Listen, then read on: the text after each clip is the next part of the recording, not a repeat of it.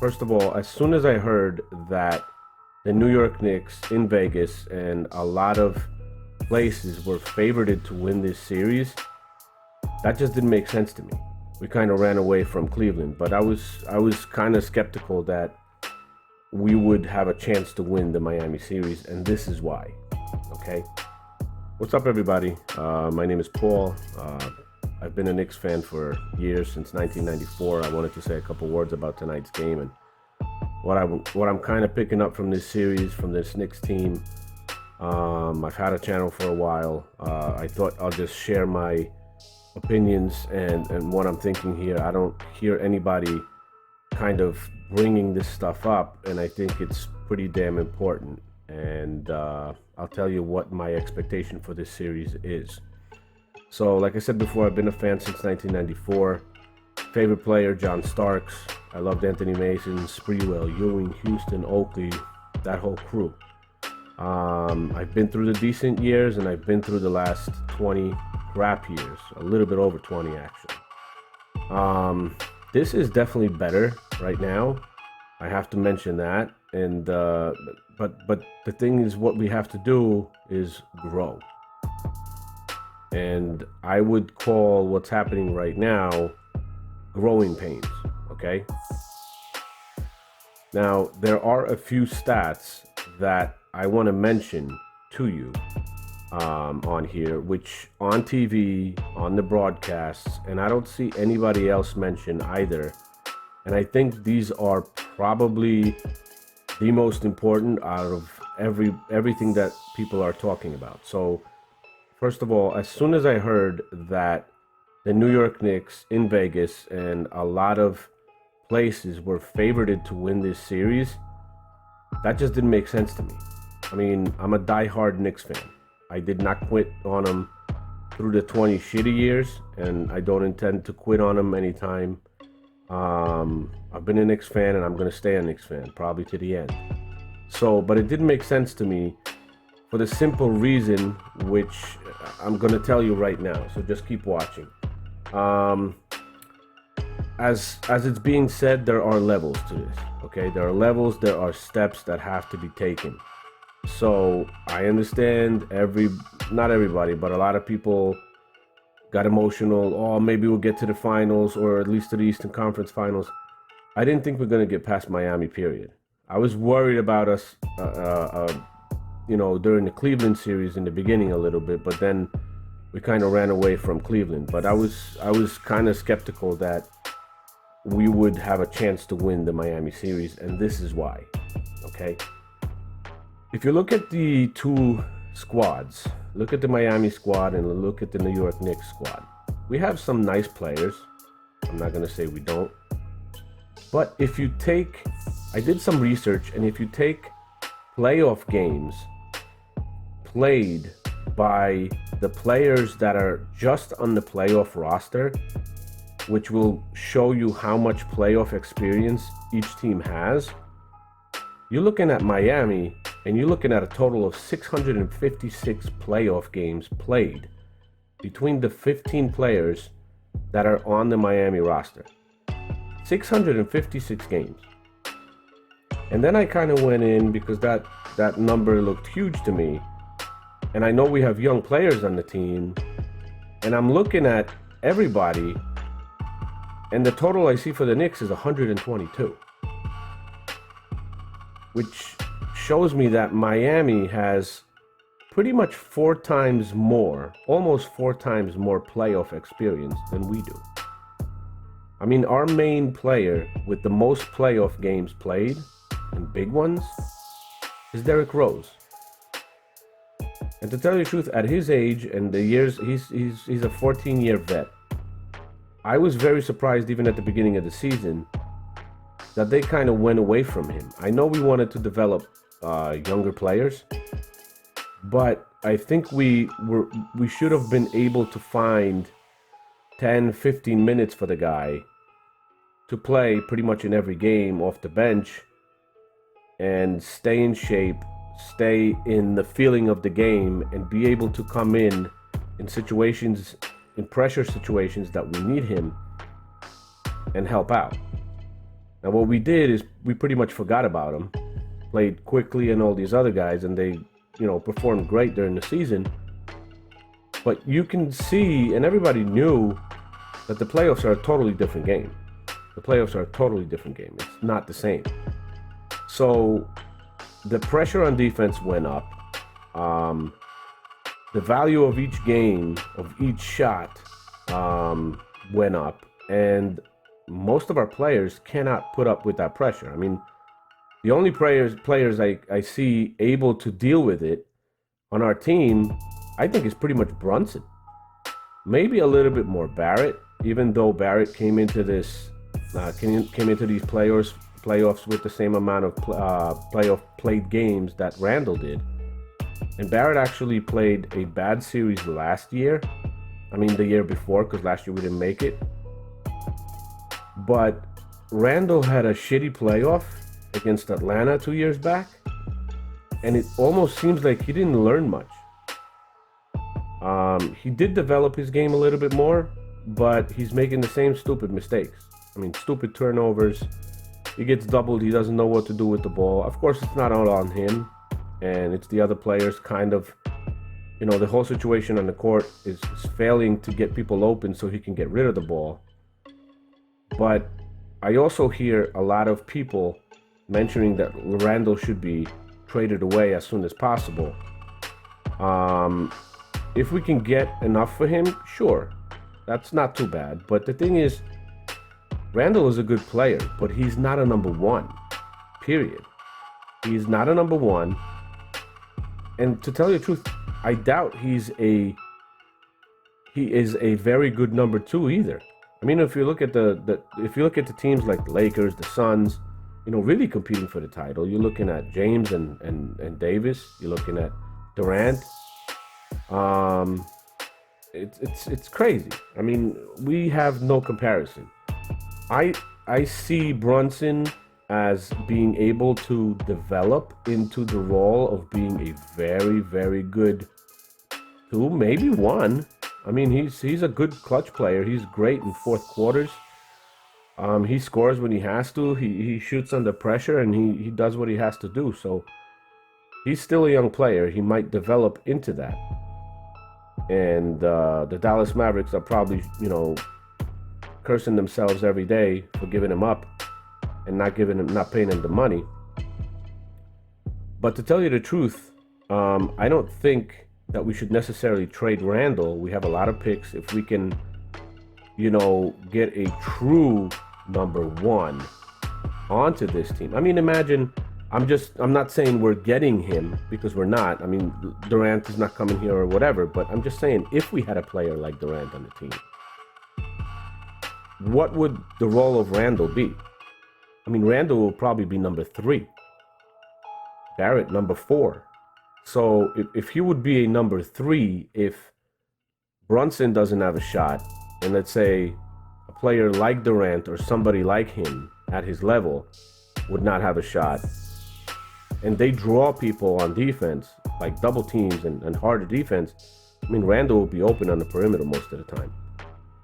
He wouldn't be doubled all the time like he is right now. And he just does not know how to get out of those situations. I mean, if we had a Randall, Brunson, and Butler on the team, Butler's number 1, no question.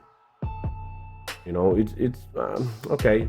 Butler and Brunson, it's between those two. But right now I'm taking Butler because Butler's got more experience. He's got way more experience. He's been to the finals. He's been in big playoff games.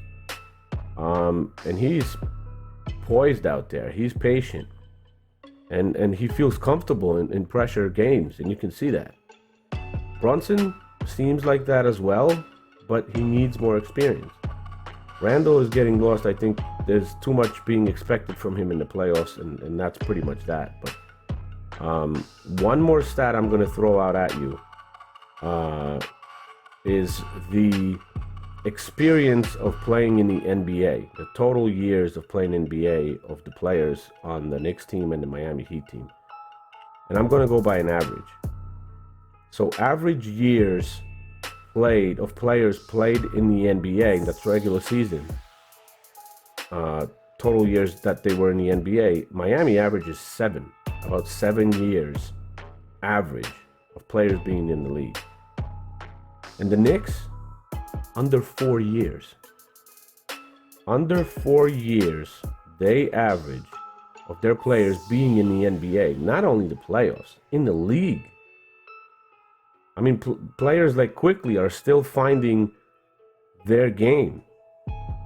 Grimes is still finding their game. Obi Toppin is still finding their game. He's developing. They're still developing even during the regular season. They're inconsistent. And we're expecting, I think, too much from them in the playoffs right now. I didn't see the Knicks winning with Miami originally, even before this series started. And to tell you the truth, I don't see them winning either. Right now, they just don't look good out there. They're shooting bad. I mean, looking at the statistics that I have on the screen, I'm going to look away a little bit just looking at the stats. Field goal percentage, Knicks worse. 31 for 91. I mean, for God's sake. Terrible. Three-pointers, 8 out of 40. Are you serious? Game 1, we sucked. We had about 20%. Right now, we have about 20% this game. I mean, if we know it's our weakness, we got to develop a game plan to kind of... I mean, we had open shots. We're just not hitting them either. So, free throws, much better than we had before, 72%. And we jumped up to that. I believe Miami had 75 in the first game and about 70 in the second. They're at 90% this game. They were in Miami. They felt comfortable. And the biggest thing is, one of the biggest things is here that the Knicks, 90% of the time, the Knicks will not win games when they're out-rebounded, period. We weren't out-rebounded by a lot, but we lost the rebounds by 2. And we're a better rebounding team. So we have to win the rebounds. We lost the assist battle. We lost the blocks battle. We had less turnovers. This is the first game that we actually had less turnovers than the Miami Heat. But they just shot us to hell. Three-pointers about the same percentage. They took 32. Field goals about the same, but the rebounds, those threes kind of kicked their ass a little bit because I'm looking at it. I mean, threes, we actually hit one more than them. That's kind of a weird statistic. But the rebounding took us down, and we just couldn't hit a shot. Their field goal percentage was 5% higher than ours. They hit 35 shots. 4 shots, that's 8 points. We lost by 19. Rebounds, second opportunities, things like that, and we just couldn't hit anything. I just see our biggest problem in this series is the lack of experience, the lack of veterans. I mean, you're looking at Miami Heat, and you have Butler, a veteran, played in big games, played in the finals. You got Love, a veteran, played in big games, played in the finals. You got Lowry, played in big games, played in the finals. You got Haslam, he's not playing, but he's a huge vet on the bench, and you know that. We know about Haslam. So you know, they've got players that give them stability, and you see Lowry playing like 30 minutes a game as a point guard. Come on, it's no question. Games played, I mean, I have the numbers here. If you look in playoff games played by player, our most is Derrick Rose. The next one is Brunson with 25. Derrick Rose has 51. And that's going into these playoffs. I'm not counting these playoffs. Going into these playoffs, Derrick Rose had 51 playoff games. Brunson has 25. He's the next one with experience. And if you look at the Miami Heat, you got Adebayo with 46, Lowry 107, Butler 97, Haslam 147, Hero 40, Love 63, Robinson 38, Oladipo 31. Oladipo's not playing. But even Vincent, the guy that was shooting three-pointers lights out in New York in game 2, he's got 22. I mean, we got, RJ Barrett coming into this series. And he's played 5 freaking playoff games. You got Quickly with 5 playoff games. You know, you got Randall with 5 playoff games. And these are our top guys. And Rose with 51, and we're not even using the guy. I think he would love to, and I think he would be very capable to play 15, 20 minutes a game, especially right now when we need him. Because if Brunson could get a little bit more rest, if he'd go to the bench, we could put Rose on the point guard. We could even put Brunson on shooting guard sometimes. Switch it up for him a little bit, make it easier. Even leave him on the court so he can score. I think it was a big mistake by New York not using him during the season. And now, because he's rusty, he hasn't played so much, there's no sense of even putting him in because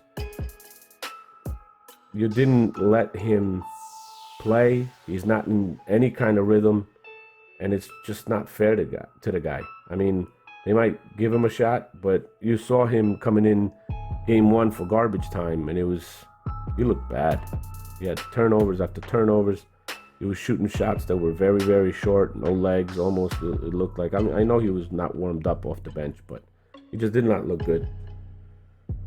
So that's that. I mean, I just wanted to kind of share that with you guys because nobody's mentioning it. Nobody's mentioning the playoff experience. Nobody's mentioning the overall NBA experience, and all that is very, very valuable. And nobody's talking about the veterans on the team. No one's talking about the vets. And I think the Knicks have a very, very big lack of active veterans on the team that either Rose should play, but you could have a vet or another vet on the bench that is very active and kind of telling guys what to do and teaching them and stuff like that. I think it would have been a decent idea having Melo on the team for the playoffs. I mean, why not? We could have signed him to the end of the season. Have him come in for 10, 15 minutes in place of Randall, rebound a little bit. And the guy would definitely be okay with that. I didn't see him having problems playing in LA, a lot less minutes and things like that. And he's a vet. He could have been there and kind of stabilized the situation a little bit as well. But I think it's a big positive learning process for our players, which is gonna be fruitful in the future. But we're not going any further than this round. We're gonna be out of this series probably 4-2, maybe, looking at it positively. I don't see 7 games. I don't see 4-3. It's either 4-1 or 4-2. That's what I'm expecting. Unless some major changes happen, major adjustments, that the Knicks all of a sudden become a different team. So I'm going to end it at that. If you like Knicks contests like this, subscribe, share it with your friends or whatever. And we can go from that. I will start posting a little bit more Knicks content on here. Comments like this, because up until now, most of my videos have been scripted. This is kind of unscripted and just talking from my head. And I just want to kind of develop this channel as well. I've been a basketball junkie for years, and I love talking about it. I have my opinions, and I think I have pretty honest and intelligent opinions. And you guys could, speak to that after listening to me a little bit. And that's it. So if you like it, subscribe, share it. If you don't have to like it, and you don't have to subscribe it, and you don't have to share it.